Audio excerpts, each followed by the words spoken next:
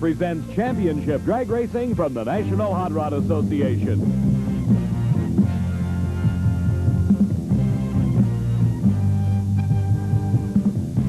The NHRA Cajun Nationals.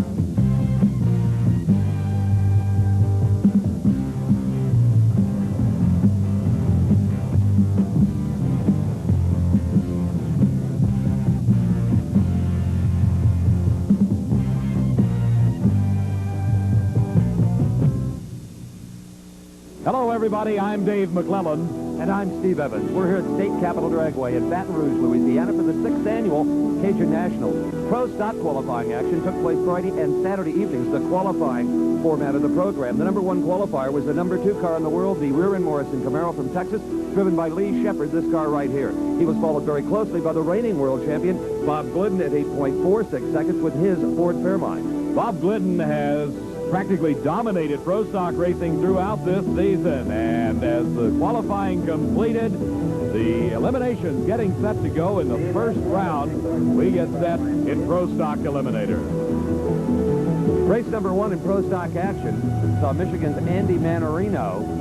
This is at Mannarino here from Michigan with the only Pontiac Trans Am on the NHRA circuit. And in the first round, he races Dave Hutchins. David Hutchins moves into pro stock racing from the modified eliminator rank and has done an outstanding job qualifying here in this 8-car field. A very difficult task at Baton Rouge, Louisiana, and the Cajun Nationals. Mannarino, that unique car, is a Pontiac Trans Am powered by an Oldsmobile engine. The Wayne County Speed Shop entry on the far side of the track, driven by David Hutchins, a little more conventional. Mannarino finished number 9 in the world last year. They move in very carefully to stage. Starter Buster Couch will set them loose when all top yellow lights are red, and they are gone. It's Mannarino, David, with a big hole shot. A big hole shot, almost 12/100ths of a second advantage going to Mannarino in the Pontiac, and he crosses the finish line first with an 8.66 second elapsed time at over 161 miles an hour. But get the time for the loser in the far lane at 8.63. So Mannarino, as we can see here right now, got the jump off the starting line. He simply outdrove David Hutchins to pick up his win light here in the first round. The whole shot paying off for the Trans Am Oldsmobile combination car of Andy Mannarino. And as you can see, a 1-car length lead at the finish line. Here in the near lane, the yellow Chevrolet Camaro from Catawba, New Jersey. This is Frank Iaconio, one of the steadiest campaigners on the trail, number 3 in the world last year. His competition is Bob Ingalls from Carmel, New York. He also driving a Chevrolet Camaro. Iaconio here in the near lane was the number 3 qualifier. Only Glidden and Shepard out-qualified him, and it looks like a dead-even start, David. Certainly does, except Bob Ingalls' car looked like it may have hesitated just a second right off the starting line, because Iaconio, by a car length and a half, has defeated Bob Ingalls. Very close racing within these 8 qualifiers between the factory hot rods, the Chevys, the Fords, the Pontiacs. Well, here in a moment, we're going to see exactly what 11/100th of a second looks like in drag racing, because the reaction timers tell us that the start was dead even, and there is Frank Iaconio picking up a win in the first round, and out of the lanes comes Bob Glidden, the world champion. That's right, proudly wearing the big number 1, and here's the man that's going to try to upset him in the first round. This is Don Coons, driving the Coons & Clark Camaro. And this is Glidden with the Ford Fairmont, number 1 in the world for, what, 5 consecutive years? Let's take a look back to Ontario, California, a year ago at the end of the season, and this is the win that took Bob Glidden to the World Championship, giving him that number 1 on the side of the car for the 2nd consecutive year. Bob Glidden and his Ford Fairmont winning the World Championship, this in front of the crowd in Ontario, California. Steve had a chance to talk to his wife, Etta Glidden. Lucky we've got 2 boys, and they're both interested in the racing, and we enjoy what we do. I can see that. On the starting line, you are so intense. It's almost as if you are driving that car by brain power, remote control. Do you feel that way sometimes? Sometimes, yes. You know, I offer him as much support as I can, and after he gets in and buckled up, you know, I'm just kind of standing out there, and the only thing I have to offer is mental support and watching him go down the track. Of course, you know, I see everything that happens. He doesn't see that much from inside, and sometimes they feel what the car is doing if it gets a little crossed up or a little squirrely, and sometimes they don't. So what are you looking for on the starting line? To see the initial leave of the car, how it's leaving, if it's hooking up, if it's spinning, if it's coming up or going out, or going out and then coming up, and what it's supposed to be doing and whether or not it's doing it right. The woman that has been honored as Pro Stock Crew Chief of the Year, Nhra Glidden, watching her husband Bob against Don Kuntz. This is Glidden in the near lane as Nhra can stare holes in those tires. That's what she's watching to see how well the tires grip. It's Glidden here in the tower lane. Glidden pulling it out. The awesome Ford horsepower is not to be defeated here. No, by several car lengths, Bob Glidden and his Ford Fairmont in round number 1, racing here at the Cajun Nationals in Baton Rouge, Louisiana, taking the measure of Don Kuntz. Kuntz driving the Kuntz and Clark Camaro.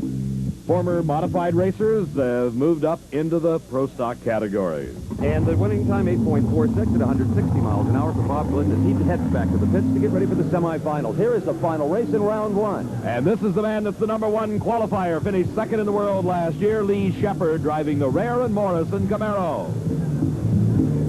He will be up against, from Carteret, New Jersey, this is Pat Musi. Now, Musi has been runner-up at a couple of NHRA National Championships, but yet to win his first big Oscar.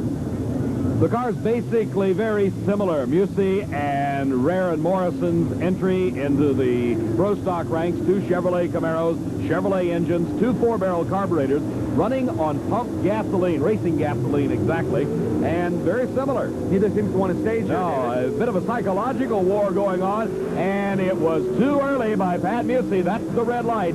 You saw there, he took a shot at the Christmas tree and lost. That's right, he had to gamble on this one, so ignore the win light and the picture you just saw, because the second car across the finish line is the winner. That is Lee Shepard with low elapsed time here in the first round, 8.44 seconds, 162 miles an hour. The race decided right there on the starting line. As you see in the Christmas tree, it was Lee Shepard winning it. The state capitol in Baton Rouge, Louisiana, for which this racetrack takes its name, State Capitol Dragway, as we are at the Cajun Nationals, the 6th annual event, and we're getting ready now for round number 2 of Pro Stock Eliminator. Here is the world champion, Bob Glidden. Oh, is the crowd up for this one? The classic Ford versus Chevrolet. And David, the last few seasons, this has usually been our final round, but here they meet in the semis, just the way they qualified. In the near lane is Lee Shepard, the famed Rare and Morrison Camaro, who, but for the lack of one win light, would have been the world champion. This is 1980, 1 year ago, here at the Cajun Nationals, and this is the final round, and we see who wins it. Lee Shepard. Can he make his way to the finals this year? He's got to get past the world champion, Bob Glidden, in this semifinal round to make it into the finals. Well, Glidden is going to have to be on his toes here, David. He is occasionally criticized for his driving. He never practices on the lights in qualifying, just waits till eliminations. Now, he is a handicap here as Shepard is the quickest car in the field right now. Both cars concentrating on that Christmas tree starting device, and what a hole shot for Glidden. He worked it that time, I'll tell you for sure. Oh, Glidden was psyched up. He's out first. I don't think Shepard's going to catch him. No, he's not. A couple of car lengths victory for the world champions, as Nhra and the boys ever loved this one. Lee Shepard out of the running at the start of the race as Bob Glidden put him away at the starting line. Well, David, what a race this would have been had they left together. Get these elapsed time. 8.44 for Glidden, 8.45 for Shepard, both at 161 miles an hour. Well, you talked earlier, Steve, about Bob Glidden and his ability to concentrate and sometimes his inability to concentrate on leaving the starting line. This time he did it exactly right. I don't understand that when you're the underdog, you can bring the clutch up a little bit tighter as we did, and you can take that chance. When you've got a margin on someone and take a chance of red lighting, you're just kidding yourself. If you lose by a red light and you're 6/800ths quicker than someone, you're digging your own grave. So today it was a little bit different, and thank God we came out on top for a change. Bob Glidden into the finals of the Cajun Nationals. He'll race one of these two cars, Andy Mannarino, or the man from Totowa, New Jersey, Frank Iaconio. That performance, is it tempting to kind of look past Andy Mannarino, your next opponent, and look to that final with either Glidden or Shepard? Yeah, you tend to, but I try not to, because that's a bad thing to do. When you do that, it always backfires on you. That's when they step up and bite you. Yeah, that's right. They've been looking at their times from the earlier rounds. Mannarino would have to rate as an underdog here, actually. Iaconio has been about a tenth of a second quicker during qualifying and during racing so far. This is Mannarino, the only Trans Am on the circuit. Mannarino, somewhat of an unknown quantity in pro stock racing. He came onto the scene earlier this year as he has done a lot of development work on the Oldsmobile engine that resides under the hood of that Pontiac. Frank Iaconio, he finished number 3 in the world, has been in the top 4 for the last couple of years, and a great lead by Andy Mannarino. I couldn't detect a hole shot either way. It is Mannarino in the 4 lane. Iaconio with a Chevrolet. I can't call it. It looks like it is Andy Mannarino. And get this, Dave, they run identical 8.57 ET. Well, the whole shot went to Mannarino. Let's watch again. You saw just perceptibly, the Pontiac Trans Am moving ahead of the Camaro, and with identical 8.57 elapsed times, Andy Mannarino was 0.03 of a second quicker off the starting line. Even the speed's identical, 158.45 miles an hour for both drivers. Now that's pro stock racing.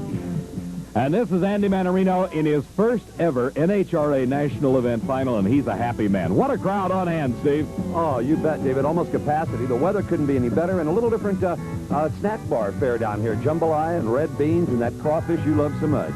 I'll tell you, the crawfish and the barbecued shrimp, I'm ready for some more real quick. But this crowd, they're not worrying about their crawfish or their etouffee or their bisque. They're worried about who is going to win pro stock racing. And they are a very vocal group cheering for this car, the Pontiac Trans Am with the Oldsmobile engine, or we've got some Ford lovers, too. Oh, I'll say. And the announcer polls the crowd. It seems to be about even, really. Now, Mannarino better have come up with a speed secret, because he is definitely down at least a tenth up against Bob Glidden. His only chance may be to try to outdrive Glidden. But Glidden is sharper here today on the lights than I've ever seen him, David. In that previous round, Andy Mannarino had the quickest elapsed time as far as the reaction time, and we can measure exactly the reaction to that green light, and Andy Mannarino had the quickest of the day at 0.424 seconds. Glidden thus far has only been 0.02 of a second slower, but he's got a lot more power apparently with that Ford. The GM fans, their eyes riveted here in the near lane. The Ford crowd riding with Glidden in the far lane. They're taking their time staging, and they're off. Mannarino got a hole shot, David. Mannarino has got a chance to win his first ever national event.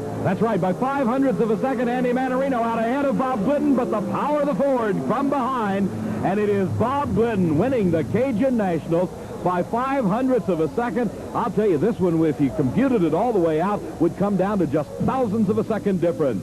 Watch Mannarino. He is cat-like quick today. Mannarino is thinking right now, I've got him. I believe I've got him. But as you said, the Ford just out-muscled him. Steve, a perfect reaction time is 0.400. Andy Mannarino had 0.419. Just 1900ths of a second away from perfect, and it was Glidden's day.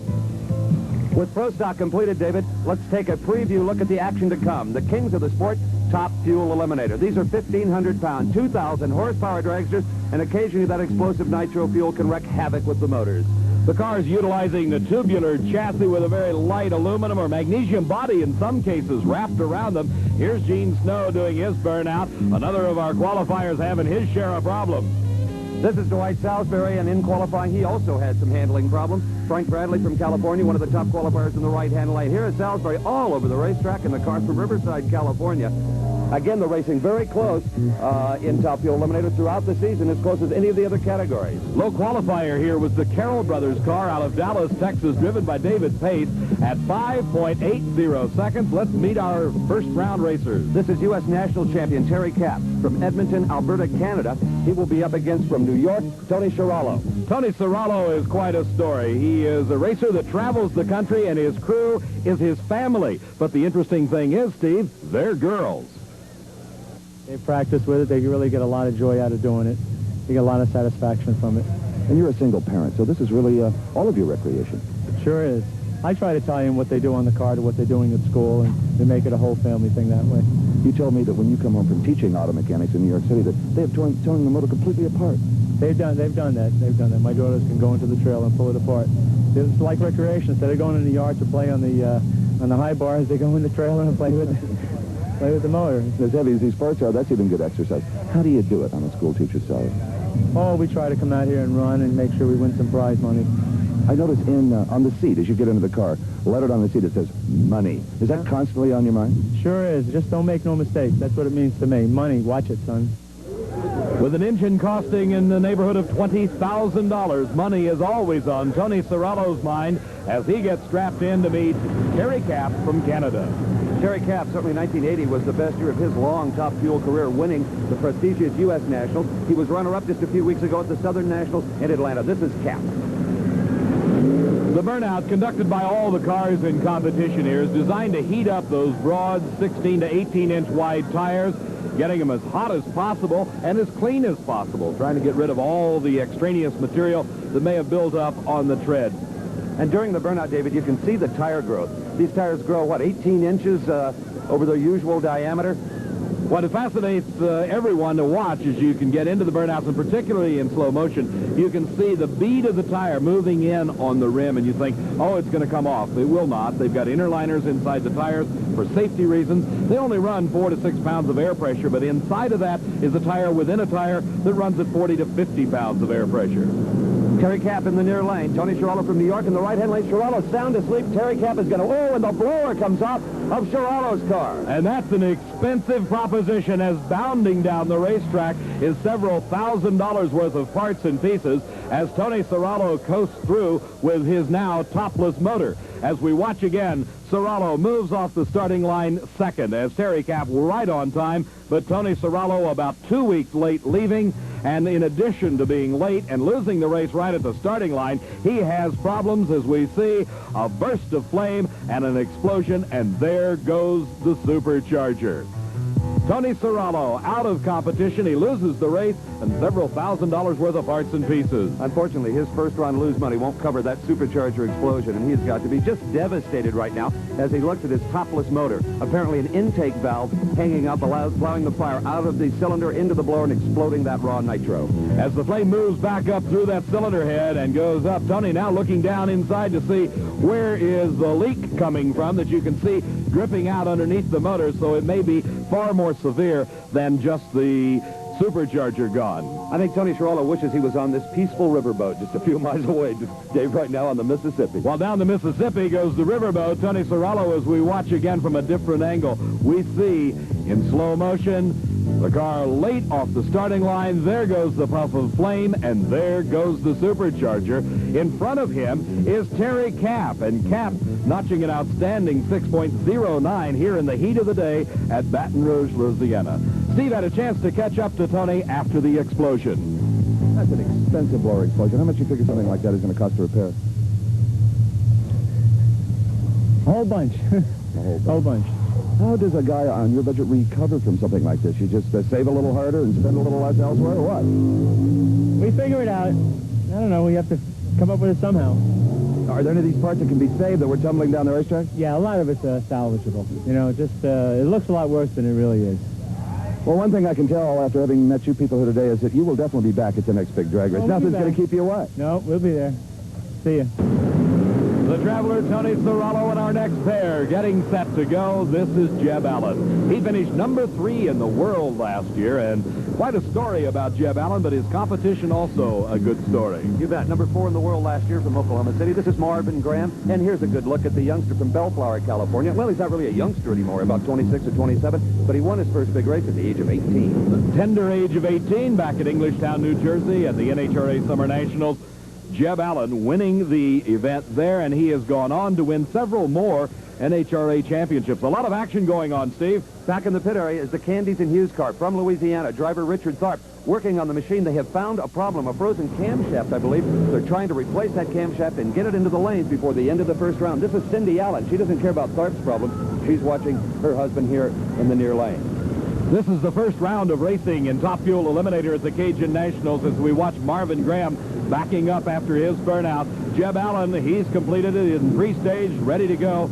Both cars sitting and waiting the final moment before they creep into that electronic light beam across the starting line, and a good start for both cars. Oh, yeah, but Marvin Graham loses traction about 200 feet out, stays with the throttle, but cannot catch Jeb Allen. The story of Marvin Graham's loss has got to be tire smoke, and there is Cindy Allen seeing the wind light in their lane and saying, okay, that's one. Almost identical reaction times for the two drivers, Marvin Graham in the far lane, Jeb Allen in the near lane. And you'll watch here as you see the tire smoke start. That means he has lost traction. He's just doing another burnout, but this time it counts because his competition is locked down to that pavement, and Jeb Allen pulls ahead at this point as Marvin Graham tries to bring it back under control. Jeb Allen at 5.99 defeats Marvin 6.08 as Jeb wraps the parachute around the wing, ready to get back to the pit area to completely field strip this motor, and our next pair already ready. And our next pair includes this man who is the #1 qualifier, David Pace, in the Carroll Brothers car out of Dallas, Texas. He's racing Jody Smart. This is Jody. He's from San Antonio, Texas. Texas, quite a power in the Fuel Dragster racing. This is David Pace, the car called the Texas Whip. The owner of this car, Bones Carroll, rumored to be in his last year of competition. We hope that's not true. They've been a fixture in this sport for a number of years. Out of Dallas, Texas, the Carroll Brothers fielding the latest in a long series of race cars that goes all the way back to a supercharged Oldsmobile-powered Model A coupe, and they're now racing in the top of the sport with a top fuel dragster, one of many that the Carroll Brothers have owned, and they own the #1 qualifying spot, the quickest car in the field, 5.80 seconds, and he's got his hands full. The #1 qualifier's in trouble here. Look at Jody Smart in the right-hand lane, always so consistent. I believe the front tire just flew off of Jody Smart's car. Yes, it did. At a speed of 243 miles an hour, it was enough, the centrifugal force, to just sling that front tire off, but he wins the race. 5.91 seconds was the elapsed time for Jody Smart. Without the tire, he makes the turn, and Steve is there. Jody Smart is high-centered here on the return road, and as you can see, somewhere on the racetrack, due to the high velocity of this vehicle, the front tire came right off the wheel. We didn't see it come off. It is obviously gone. And with that couple of inches off the front end and the very low car, the turnaround crew, always very helpful, picks it up trying to help Jody Smart do as little damage as possible. Smart, I'm sure, is not all that concerned about the front tire. He arrived here with the quickest elapsed time we've seen so far in this first round of Top Fuel racing. And Steve, that time was 5.91 seconds as he defeated the low qualifier, David Pace. Apparently all the work on the Candies and Hughes car has paid off. And here's Richard Tharp smiling in this picture, but he was pretty grim in the pits as it looked for a while like they might not make it. They will be up against the defending champion, #2 in the world, Gary Beck of El Toro, California, the Larry Minor car. And now here, 1 year ago, we see Gary Beck in that final round over Jeb Allen. The big blue car in the far lane was not to be denied the 1980 Cajun title, as look at Jeb Allen. He is completely out of shape over the center line and disqualified. That would automatically disqualify you, regardless of the fact that Gary Beck was about 8 car lengths ahead at the moment, as Jeb Allen back in 1980 losing traction and crossing that center line. Well, we saw Lee Shepard unable to make it 2 in a row in pro stock. Let's hope Gary Beck has better luck. 2 blue cars, and the crowd really up for #7 in the world, Richard Tharp, as that machine is based just 40 or 50 miles from here at State Capitol Dragway. In a little town called Des Allemands, Louisiana, the owner, Paul Candies, along with his partner, Leonard Hughes, a fixture in Southern drag racing, and a red light start for Gary Beck. I don't know what happened to Gary Beck. He's one of the best drivers in the sport. Possibly his brakes not holding all that horsepower in the starting line.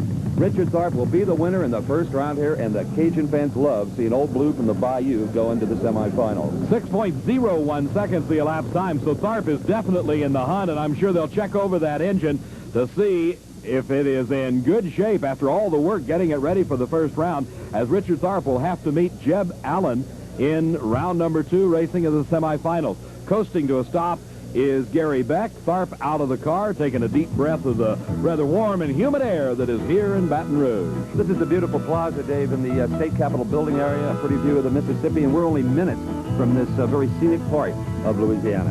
Well, the scenery here at State Capitol Dragway is Top Fuel Dragsters, and the Christic and Smart entry, J.E. Christic, the partner of Jody Smart from San Antonio, Texas, are taking on the national champion. That is the Canadian entry of Terry Cap. Let's join Steve with Jody Smart.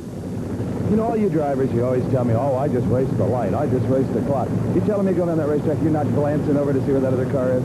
Well, if he's out front, you know where he's at, but hopefully he's not going to be out front. I try very hard not to look at the other car, because I found when I first started last year that sometimes it distracted me from where I was shifting the car, and I really do try my best to just obliviate the other lane. Trying to block out is Jody Smart. He's trying to block out the man that won the national championship. That's Terry Cap. Terry Cap in the right-hand lane is away first, Dave, but just by a few inches. Jody Smart smoked the tires. That can spell disaster, and it does. As Smart lost momentum when the tires lit up, the chute is not out on Jody Smart's car. Let's look down track and see if we can see it. Nope, apparently it came out okay, though. As we watch them leave the starting line, we see they are basically side by side until this moment, when the smoke indicating the slipping tires, the loss of traction for Jody Smart, giving enough of an edge to Terry Cap. Jeb Allen and Richard Tharp here in the last race of this semifinal round, the winner to move into the finals.